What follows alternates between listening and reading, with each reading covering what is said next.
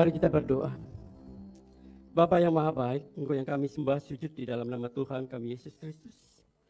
Segala puji dan syukur kami naikkan ke hadirat-Mu ya Bapa, atas pimpinan dan pemeliharaan Tuhan sepanjang kehidupan kami. Kami bersyukur Bapa boleh melewati setiap tantangan, bahkan setiap lembah kekelaman kami dikuatkan, dimampukan untuk dapat melewati. Semua karena kemurahan-Mu ya Bapa. Terima kasih Tuhan untuk berkat kesehatan dan sukacita yang boleh kami rasakan. Dan saat ini Tuhan kami boleh Engkau himpunkan di tempat ini, di rumah-Mu yang kudus ini. Mari Tuhan Engkau sertai, Engkau pimpin ibadah kami dari awal, pertengahan hingga akhir. Terima kasih Bapa. Jadi dalam nama Tuhan kami Yesus Kristus kami berdoa dan memohon. Haleluya. Amin. Silakan duduk.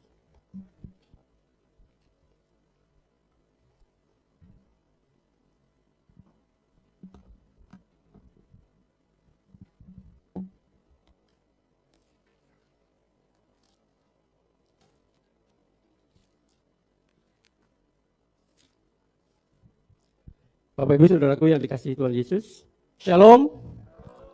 Selamat hari Minggu. Tuhan Yesus memberkati kita semua. Di hari ini kita boleh kembali bersama-sama untuk ambil bagian dalam ibadah Minggu. Puji nama Tuhan kalau kita boleh melewati kehidupan kita sampai hari ini semua karena kemurahan Tuhan. Amin. Bapak Ibu Saudaraku yang dikasihi Tuhan, saya kalau mengingat GKRI jadi ingat flashback ke belakang ya. Tahun-tahun 90 saya masih berkeyakinan yang di seberang. Saya beribadah di UKI waktu itu. Ya, saya sudah pernah cerita sama Pak Martin ya. Ya mungkin saya satu-satunya orang yang keyakinannya masih di seberang waktu itu. Wah, begitu penuh, ramai di UKI itu. Saya bangun jam 4 pagi. Jam 4 pagi sudah sampai sana kurang lebih jam 5 lah, sudah penuh. Wah, sukacita sekali. Nah, pulangnya juga di bawah saya seringkali beli buku-buku rohani, ada kaset-kaset. Ya, mungkin kasetnya masih zaman dulu ya. Kaset-kaset yang itu, yang ukuran kotak itu, persegi panjang. Terus buku-buku Pak Amran Amri, Pak Suradi, ada juga buku Pak Yusuf Roni.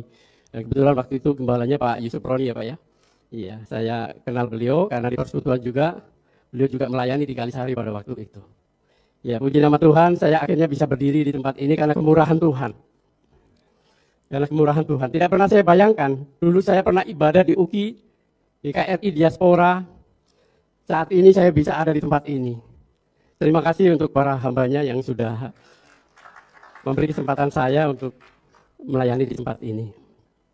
Baiklah Bapak Ibu Saudaraku yang dikasihi Tuhan. Tema kita pada hari ini adalah pembaruan hidup. Yang saya ambil dari kitab Roma, pasal 12, ayat yang kedua. Kita bisa buka Alkitab kita, juga Alkitab aplikasi juga bisa dibuka.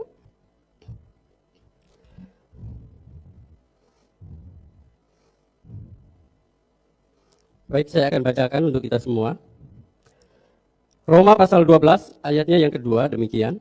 Janganlah kamu menjadi serupa dengan dunia ini, tetapi berubahlah oleh pembaruan budimu, sehingga kamu dapat membedakan manakah kehendak Allah, apa yang baik, yang berkenan kepada Allah, dan yang sempurna. Demikian pembacaan kita. Berbahagialah setiap orang yang mendengar dan merenungkan serta memelihara dalam hidupnya. Haleluya. Amin. Bapak Ibu Saudaraku yang dikasihi Tuhan, berbicara hal pembaruan hidup adalah berbicara tentang 3 hal, yaitu karakter, integritas, dan pola hidup. Ketiga peranan ini sangat penting untuk dapat menentukan kehidupan kita benar-benar baru di dalam Kristus. Amin. Iya. Tipe-tipe karakter ya secara psikologi ada 4. Mungkin bagi Bapak Ibu Saudara yang pernah mempelajari teologi pasti tahu ya. Di sana ada sanguinis,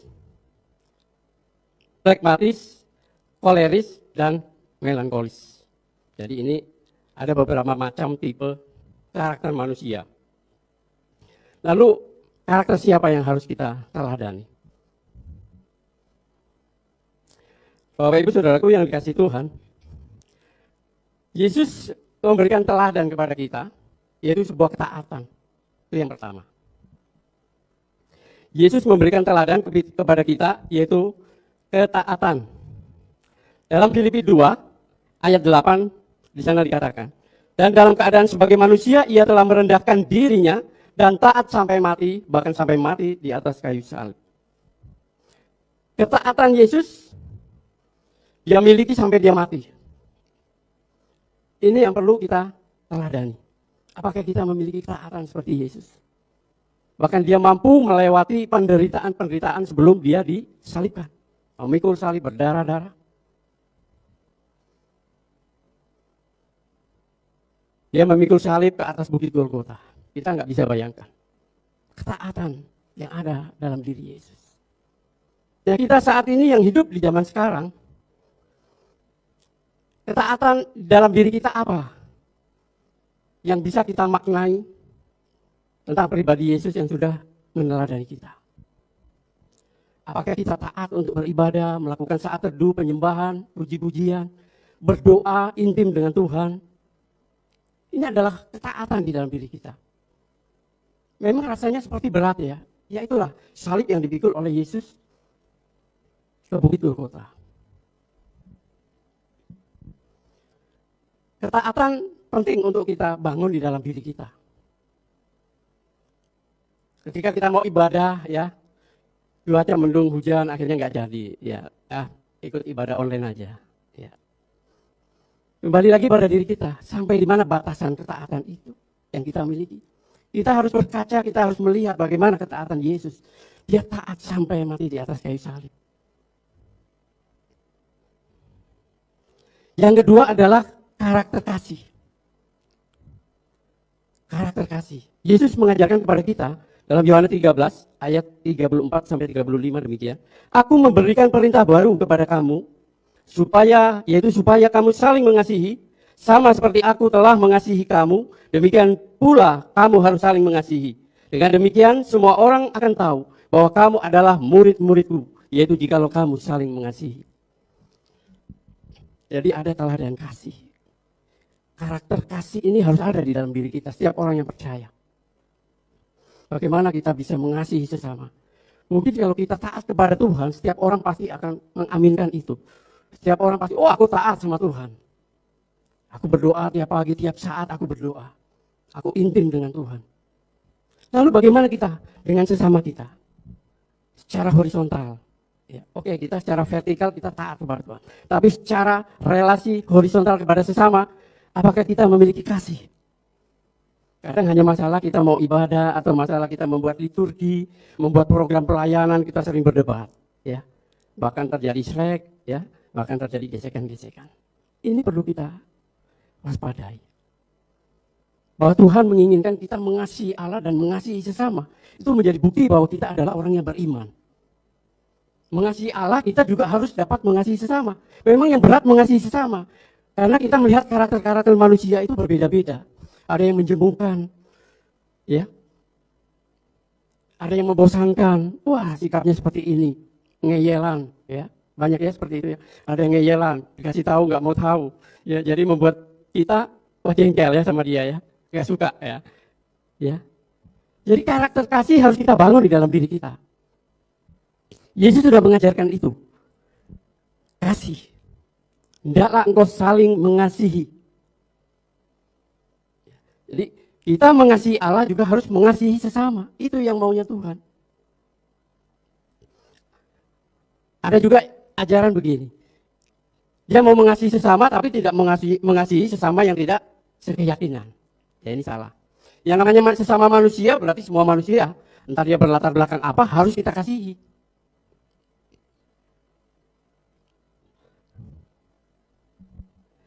Jadi karakter kasih harus kita tumbuhkan di dalam diri kita. Kasih terhadap sesama. Ini adalah perintah baru. Perintah baru yang diajarkan oleh Tuhan Yesus. Berarti Tuhan Yesus adalah teladan kasih yang harus kita miliki. Jadi ada banyak karakter-karakter manusia, tapi karakter yang sempurna adalah karakter Yesus. Amin. Karakter Yesus yang paling sempurna.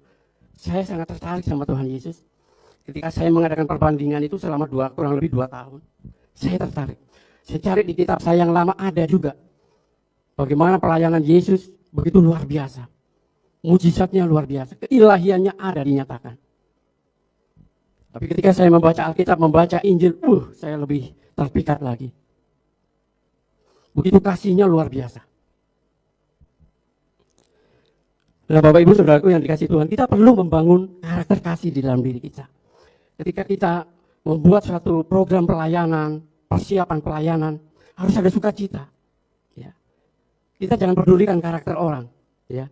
Tapi mari kita teladani Yesus. Kita minta Dia untuk meneladani karakter Yesus, karakter kasih. Sehingga kita sama-sama membangun pelayanan dengan penuh kasih. Yang selanjutnya adalah karakter melayani. Ya. Yohanes 12 ayat 26, di sana dikatakan, barang siapa melayani aku, ia harus mengikuti aku. Dan di mana aku berada, di situ pun pelayanku akan berada. Barang siapa melayani aku, ia akan dihormati Bapa. Luar biasa. Di mana kita melayani Yesus? Di sini kita melayani Yesus. Kita memberitakan firman-Nya di sini. Ini melayani Tuhan. Ada ibadah, ada pelayanan, ada penginjilan. Kita harus hadir. Karena di situ Tuhan hadir. Tuhan datang di situ. Kita juga harus hadir di situ. Kita mau melayani karena sesuatu hal, kita nggak mau datang. Ada banyak seperti itu ya. Kita harus memahami bagaimana karakter melayani yang dilakukan oleh Yesus selama Dia hidup di dunia. Hidupnya sangat berkualitas. Ini adalah hal yang terpenting buat kita. Melayani Tuhan sampai kita mati, sampai akhir hidup kita. Sampai garis finish. Melayani Tuhan. Karena di dunia ini memang tempat kita bekerja. Memuliakan Tuhan, melayani Tuhan. Upahnya nanti di sana. Amin. Upahnya di surga. Kalau di sini nggak usah mengharap upah. Yang pertama tadi adalah karakter taat. Jadi ketika kita dihadang oleh masalah, oleh situasi, keadaan yang menyulitkan sekalipun, lalu kita memiliki ketaatan karena mau melayani, kita pasti jalan. Ada sebuah pengalaman saya beberapa minggu yang lalu, belum lama. Saya melayani di sebuah sektoral, jemaat sektor. Nah, waktu itu saya sedang sakit. Istri saya tahu, saya pusing, berat, badan, gitu. Mau berjalan, saya berdoa. Tuhan jangan permalukan hamba-Mu. Saya mau melayani Engkau. Saya naik motor, istri saya agak khawatir juga. Bisa naik motor enggak Pak? Jalan aja kita. Jalan lebih-lebih kan. Nah akhirnya sampai di sana, saya melayani dari awal sampai akhir itu nggak ada perasaan apa-apa, nggak ada pusing, nggak ada rasa sakit, nggak saya rasakan sama sekali. Tuhan luar biasa memberikan kekuatan. Bahkan biasa saya habis ibadah kan ada makan gitu ya, saya juga makan banyak. Nah setelah selesai pelayanan, sampai rumah saya ambruk. Nah mau ke dokter sudah malam, karena waktu itu ibadah selesai jam berapa ya? Jam 11-an ya. Kurang lebih jam 11 malam. Sudah tutup klinik. Wah, saya panas dingin sampai rumah itu. Paginya langsung ke klinik. Ini luar biasa. Jadi ketika kita melayani, Tuhan beri kekuatan. Tuhan beri kuasa. Sehingga saya dapat berdiri. Karena saya minta, Tuhan jangan permalukan hamba-Mu. Beri kekuatan supaya aku dapat melayani Engkau. Ketika mau berjalan, nggak ada yang saya rasakan. Tapi setelah selesai ibadah sampai rumah saya langsung ambruk. Saya langsung ke klinik dan ya karena mungkin karena kecapean. Karakter melayani harus kita bangun. Kita nggak perlu sanksi, nggak perlu takut, nggak perlu ragu. Keadaan seperti apa, situasi seperti apapun, hujan atau apa, kita bisa pakai mantel. Karena di sana ada Tuhan, di sana juga harus ada pelayannya. Kita lah pelayan Tuhan. Amin. Kita pelayan Tuhan.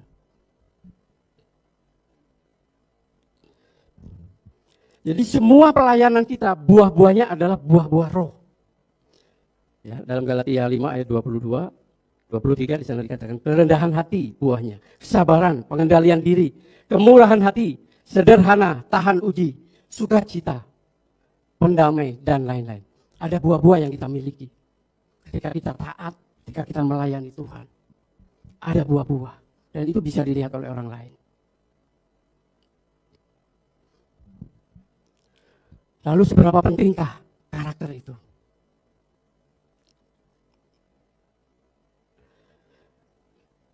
Karakter memegang peranan penting dalam seluruh aspek hidup kita.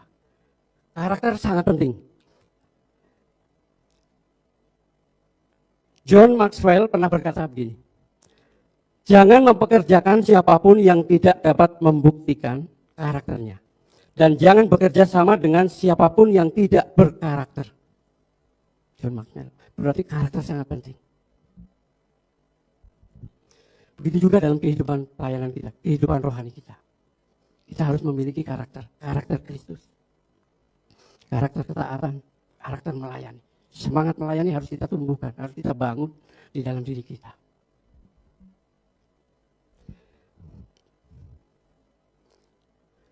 Poin yang kedua adalah integritas. Integritas adalah mutu seseorang, kualitas hidup seseorang. Dia memiliki nilai kejujuran, pikiran-pikiran positif yang dapat dibuktikan dalam hidupnya. Itu namanya orang yang memiliki integritas. Dan dia punya potensi dan dia punya kemampuan untuk melakukan apapun. Tidak mudah menyerah. Tidak mudah menyerah. Ya. Jadi itu memancarkan kewibawaan dirinya. Jadi kita harus membangun itu, integritas dalam diri kita. Nilai kejujuran dalam diri kita. Harus kita bangun. Kita tahu bahwa integritas Yesus diakui oleh para ahli Taurat. Orang-orang Farisi. Ya. Yesus memberikan dampak yang luar biasa kepada orang-orang sekitar. Termasuk ahli Taurat dan orang Farisi tadi. Yang membencinya. Mereka berkata, Guru, kami tahu engkau adalah seorang yang jujur. Dan dengan jujur mengajar jalan Allah. Dan engkau tidak takut kepada siapapun juga. Sebab engkau tidak mencari muka. Matius 22 ayat 16. Itu diakui oleh orang ahli Taurat dan orang-orang Farisi.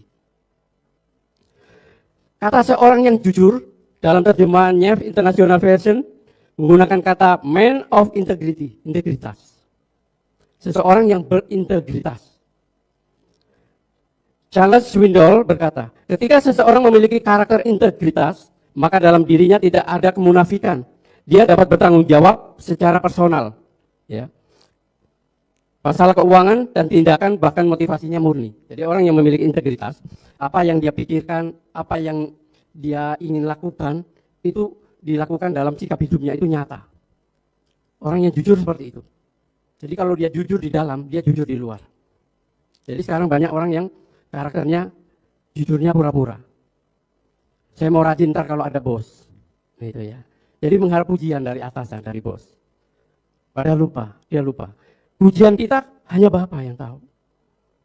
Mau ada bos atau tidak ada bos, kita harus rajin. Itu orang yang punya integritas. Dia punya kemampuan. Potensinya ada. Dan itu memancarkan bahwa dia itu punya kewibawaan. Jadi integritas poinnya sangat penting, yaitu kejujuran. Kejujuran kita dalam pelayanan, dalam berucap kata, dalam pikiran-pikiran kita, itu harus kita buktikan. Jangan lain di dalam, lain di luar. Ya.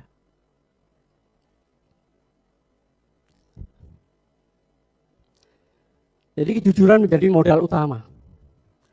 Menjadi modal utama untuk layak dipercaya. Orang yang mau masuk kerja pasti harus diinterview. Ya. Dia jujur atau enggak. Karakternya harus dilihat.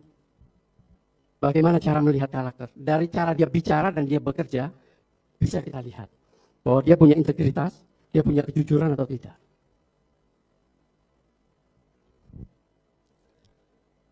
Integritas adalah kehidupan yang sama, luar dan dalam. Jadi apa yang kita pikirkan, itu juga yang dikerjakan.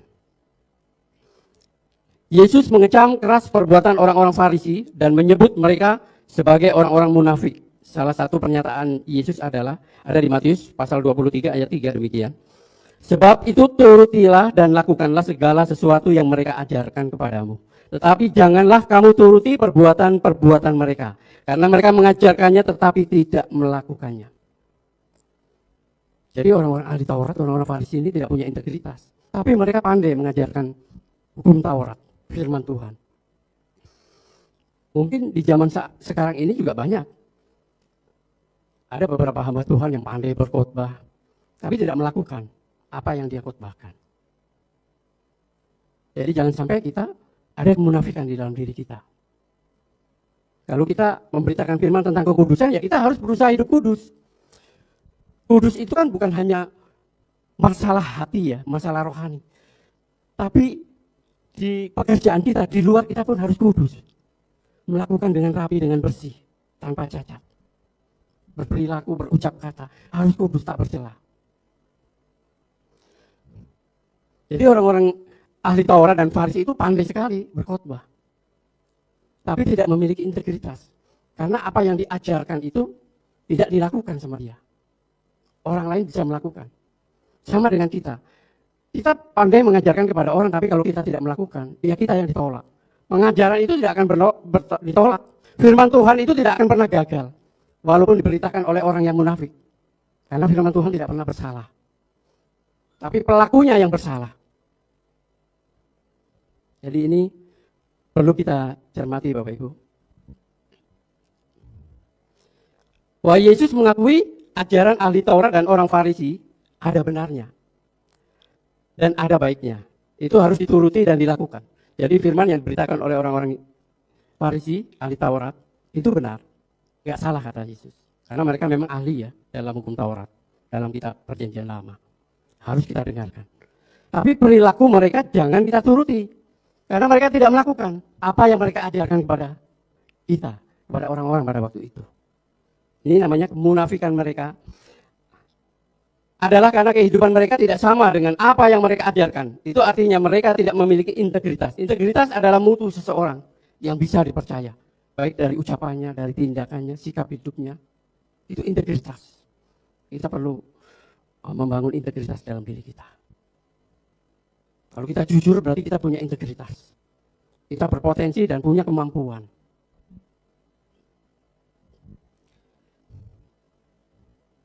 Di sini kita belajar tentang integritas, artinya berusaha menghidupi firman Tuhan yang kita baca dan kita percaya. Lalu kita hidup dengan tindakan nyata.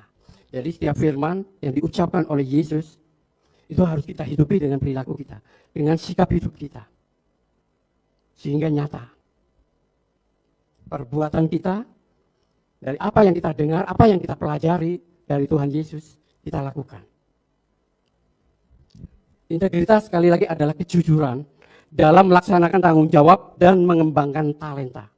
Jadi setiap orang mungkin punya talenta ya. Talenta untuk melayani. Ya. Itu harus dikembangkan. Kalau dia memang dari awalnya jujur, ya jujur itu harus dipertahankan.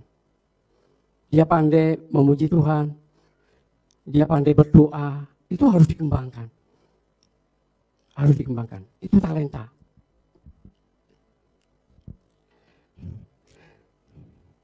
Salah satu terjemahan dari kata integritas adalah kejujuran, seperti yang tertulis dalam Markus pasal 12 ayat 14 yang di atas tadi ya. Yesus mengajarkan bahwa setiap orang yang setia dalam perkara kecil, maka dia akan setia dalam perkara besar. Lukas pasal 16 ayatnya yang ke-10. Jadi kalau perkara kecil kita lakukan seperti tadi ya, orang yang rajin dia tidak pandang ada bos atau tidak. Ini perkara kecil dia lakukan. Ya. Kalau perkara kecil aja sudah bisa dilakukan, perkara besar pun akan bisa dilakukan. Akan dilakukan. Saya seringkali belajar dari sini. Jadi membangun karakter, integritas, kejujuran itu memang tidak mudah. Ada banyak yang kita korbankan. Waduh, saya kok kerja sendirian nih, rajin sendirian, yang lain pada kemana. Ya. Itu nggak enak sekali. Tapi karena kita ingin membangun kejujuran, integritas kita di dalam diri kita, ya kita harus rela. Apapun keadaannya. Tuhan yang tahu. Orang lain pun akan menilai. Wah, kita rajin, kita jujur. Benar-benar dari hal yang terkecil kita lakukan. Kejujuran adalah indikator apakah orang tersebut bisa dipercaya atau tidak. Yesus dikatakan sebagai orang jujur dalam perkataan dan tindakan. Mari kita evaluasi diri kita masing-masing. Sebagai orang percaya, seorang pelayan Tuhan, pengerja, penatua, hamba Tuhan, seorang majelis, Mari kita jadikan kejujuran sebagai suatu komoditas yang mahal, yang sangat penting. Kejujuran itu sangat penting. Yang ketiga adalah pola hidup. Menerapkan pola hidup seperti hidup Yesus. Dalam Roma pasal 8 ayat 29 dikatakan, sebab semua orang yang dipilihnya dari semula, mereka juga ditentukannya dari semula untuk menjadi serupa dengan gambaran anaknya, supaya ia, anaknya itu, menjadi yang sulung di antara banyak saudara. Jadi Tuhan ingin kita sama, segambar dengan Yesus, memiliki karakter-karakter Kristus. Manusia pertama diciptakan dia segambar dengan Allah. Karena jatuh dalam dosa, gambar itu menjadi rusak. Yesus datang menghancurkan gambar yang rusak dan memulihkan kembali gambar itu. Itulah yang disebut lahir baru, menjadi ciptaan baru. Jadi kalau gambar yang rusak jangan dipertahankan. Ada iri, dengki, ada apa, jangan dipelihara. Kita sudah percaya bahwa Yesus mati untuk semua dosa-dosa kita. Dan kebangkitannya membangun kembali manusia baru di dalam diri kita. Dengan percaya, dengan iman kita. Amin. Iman kita. Tuhan melihat hati kita. Dalam Filipi 2 ayat 5, di sana dikatakan, hendaklah kamu dalam hidupmu bersama menaruh pikiran dan perasaan yang terdapat juga dalam Kristus Yesus. Jadi perasaan Kristus, pikiran Kristus harus kita konsumsi. Harus ada di dalam diri kita. Dia punya kasih, punya kesabaran, punya kelemah lembutan, kerendahan hati. Jadi yang pertama, punya ketaatan. Dan dia melayani luar biasa, mengajarkan kasih. Ini harus kita miliki. Bukan berarti kita ingin seperti Tuhan, tidak. Kan dia yang sulung. Jadi kita harus digambar dengan dia. Harus kita miliki semua karakter-karakter Kristus. Baik pikirannya, perasaannya. Apa yang diharapkan Yesus, kita harus benar-benar peka. Pola hidup kita sangat menentukan hidup kita berkenan kepada Allah atau sebaliknya. Kalau karakter, integritas, dan pola hidup tidak bisa memperbaharui hidup kita, maka kita menjadi orang yang gagal. Menjadi orang yang gagal. Karakter harus kita bangun, yaitu karakter Kristus, supaya kita segambar dengan Dia. Integritas Kristus yang harus kita terapkan di dalam diri kita. Di sana ada karakter kasih, ketaatan, melayani. Dan pola hidup, juga pola hidup Yesus yang harus kita teladani. Bagaimana kita bisa menyaksikan sendiri, membaca dalam keempat Injil ini. Bagaimana Yesus melayani dengan kualitasnya yang luar biasa. Enggak bertahun-tahun loh, paling cuma 3 tahun, kurang lebih. Tapi kualitasnya luar biasa. Bahkan ditulis di dalam keempat Injil dan disaksikan oleh surat-surat para rasul. Dan 27 kitab perjanjian baru ini menulis tentang Yesus, perjalanan hidupnya yang singkat, tapi luar biasa. Bayangkan dengan diri kita, usia kita mungkin sudah di atas 50 tahun. Kualitas apa yang sudah kita nyatakan di dalam kehidupan kita? Yang sudah menjadi berkat bagi orang lain. Memang tidak mudah. Tapi berproses, kita menerapkan karakter Kristus, kehidupan Kristus, pola hidup Kristus yang penuh kasih, sederhana. Bahkan dia mau membasuh kaki murid-muridnya. Ini menunjukkan bahwa dia memiliki hati hamba. Itu juga harus kita bangun di dalam diri kita. Karena pola hidup kita menentukan hidup kita ke depan nanti seperti apa. Tapi kalau dari mulai saat ini kita sudah menerapkan pola hidup Kristus, ke depannya kita akan luar biasa dipakai Tuhan. Amin. Dipakai Tuhan. Banyak orang yang rindu dipakai Tuhan. Tapi bagaimana kita membenahi diri kita, menerapkan karakter Yesus, pola hidup Yesus, itu memang tidak mudah. Memang perlu proses dan banyak pengorbanan yang harus kita alami. Orang mau menjadi jujur juga nggak mudah. Selalu tergoda oleh uang, tergoda oleh hal-hal yang duniawi. Jadi untuk memperbarui hidup kita ya, kita harus meneladani pola hidup Kristus. Karakter Kristus dan integritas Kristus.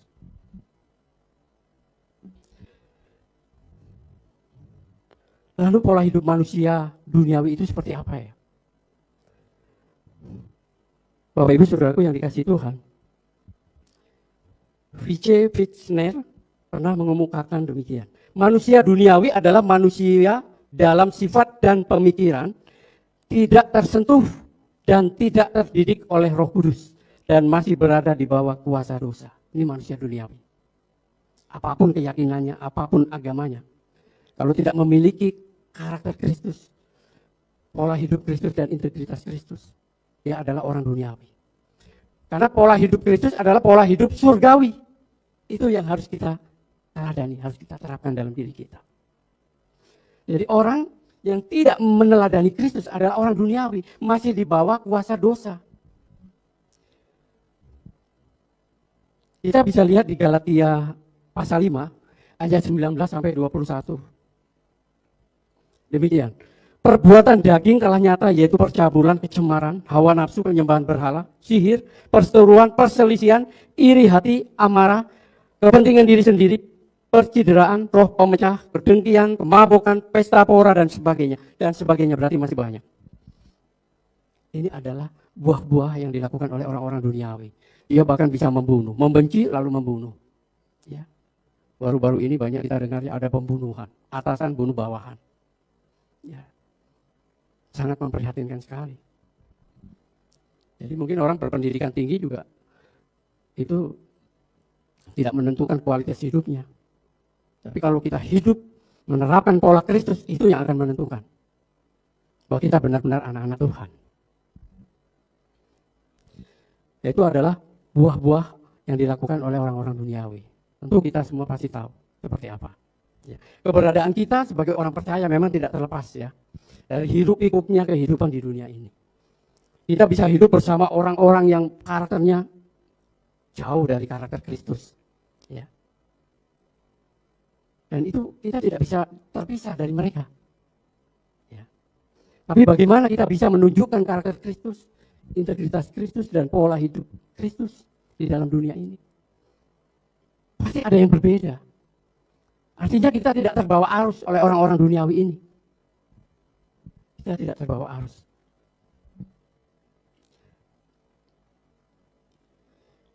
Itu sebabnya Rasul Paulus menulis surat ini tentu saja tidak hanya ditujukan kepada jemaat yang ada di Roma. Tetapi sore hari ini kita mendengar surat ini. Berarti surat ini juga dikirim ke kita. Ya. Janganlah kamu menjadi serupa dengan dunia ini. Tetapi berubahlah oleh pembaharuan budimu sehingga kamu dapat membedakan manakah kehendak Allah, apa yang baik, yang berkenan kepada Allah dan yang sempurna. Jadi Tuhan ingin kita berubah. Berubah secara total, mematikan semua manusia duniawi dengan segala keinginannya, dengan segala harapannya. Untuk itu mari kita mengevaluasi diri kita.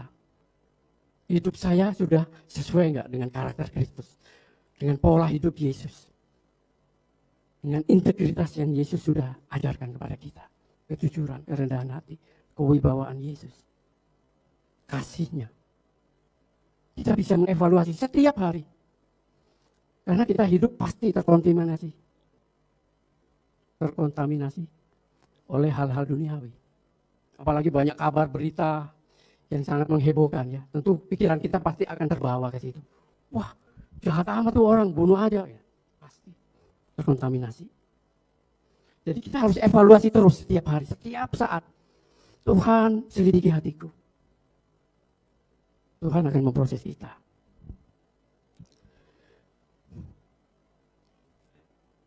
Kita evaluasi dan kita harus memiliki gaya hidup seperti gaya hidup Yesus, pola hidup Yesus. Dimanapun kita berada, jangan terbawa arus oleh orang-orang duniawi. Kita harus bekerja untuk Tuhan, melayani Dia. Jangan beri kesempatan hidup kita biasa-biasa saja. Ya, jangan ya, hati-hati kalau kita sudah merasa hidup biasa-biasa saja, wajar-wajar saja, nyaman-nyaman saja. Nggak ada gregetnya, itu hati-hati. Karena kadang yang begitu bisa mencelakakan kita. Hidup kita jadi tidak ada gregetnya untuk Tuhan. Orang yang melayani Tuhan itu orang yang bergerak, yang punya pergerakan, punya power. Nggak biasa-biasa aja sama yang lain. nggak nyaman-nyaman aja. Ya. Nyari nyamannya nanti Tuhan sudah sediakan di surga.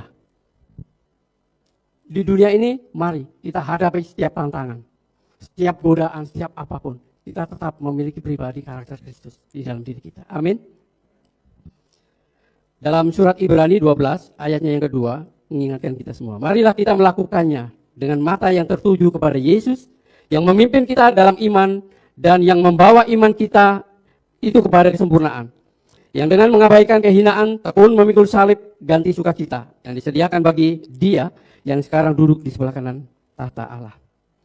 Bapak Ibu Saudaraku yang dikasihi Tuhan, iman kita harus tertuju kepada Kristus. Bukan cuma iman ya, hidup kita, pikiran kita, fokus kita harus untuk Tuhan. Walaupun kita melakukan pekerjaan duniawi, tapi fokus kita harus tetap ke Tuhan Yesus. Selalu kita membayangkan pola hidup Kristus. Itu semakin lama, itu akan ada di dalam diri kita. Kasihnya Yesus kita bayangkan terus. Kerendahan hati, ketaatan Yesus kita bayangkan terus dalam pikiran kita. Itu akan menjadi karakter di dalam diri kita. Dan kita memiliki karakter Kristus. Amin. Itu. Sama orang yang belajar juga gitu. Kalau dia tekun belajar, dia akan pandai. Apa yang dia inginkan, saya pengen pintar. Dia belajar terus. Nah karakter pandai itu akan dia miliki. Karena ketekunan dia belajar. Sama ketika kita membayangkan pikiran kita tertuju hanya kepada Yesus. Apa yang kita ketahui, yang kita baca dalam keempat Injil, perjalanan Yesus. Itu secara otomatis itu akan hidup di dalam diri kita. Dalam pikiran kita. Ketika kita melakukan sesuatu yang tidak berkenan kepada Tuhan, Roh Kudus akan mengingatkan kita, woi, kamu kan fokus kepada Tuhan. Nggak ada itu dalam kamus Tuhan, dalam pola hidup Tuhan. Jadi, itu pentingnya kita fokus kepada Tuhan. Marilah kita melakukannya dengan mata yang tertuju kepada Yesus. Jadi bukan cuma mata ya, tapi hati kita, pikiran kita itu yang dimaksudkannya. Hidup kita harus tertuju kepada Yesus. Makna duduk di sebelah kanan Allah ya seringkali kurang dipahami banyak orang ya. Ini adalah berbicara hal kehormatan sebenarnya, hal kemuliaan yang tertinggi bagi Yesus. Dia duduk memerintah di atas tahta Allah sampai selama-lamanya. Jadi nggak duduk berjajaran dengan Allah. Seperti Pak Presiden ya, habis ke Papua, tahtanya ditinggal. Ketika dia balik, dia duduk di atas tahta Presiden. Jadi kalimat Presiden itu adalah tahta Allah, tahta yang penuh dengan kemuliaan, kehormatan, dan tahta yang maha tinggi. Jadi jangan kita membayangkan, oh ada dua Allah nih Yesus di sebelah kanan ya. Kalimat-kalimat ini harus benar-benar kita eksegesi dan kita pahami dengan benar. Karena ini hal yang rohani, tidak mungkin. Tuhan yang tidak terbatas dibatasi oleh tempat di sebelah. Ya. Tidak. Ya, pemahaman rohani harus kita pelajari. Baik, mari kita jadikan bahwa kejujuran adalah suatu komoditas yang mahal. Karena itu mari kita meneladani Yesus, yaitu menerapkan karakter Kristus agar kita memiliki pembaruan hidup, menerapkan integritas Kristus agar kita memiliki kejujuran, akal budi yang baik dan menerapkan pola hidup Kristus sehingga perkenanan Tuhan ada dalam seluruh hidup kita. Haleluya. Amin. Mari kita berdoa. Bapa yang maha baik, kami bersyukur pada sore hari ini Tuhan. Melalui hamba-Mu Rasul Paulus yang sudah mengirim surat di jemaat Roma.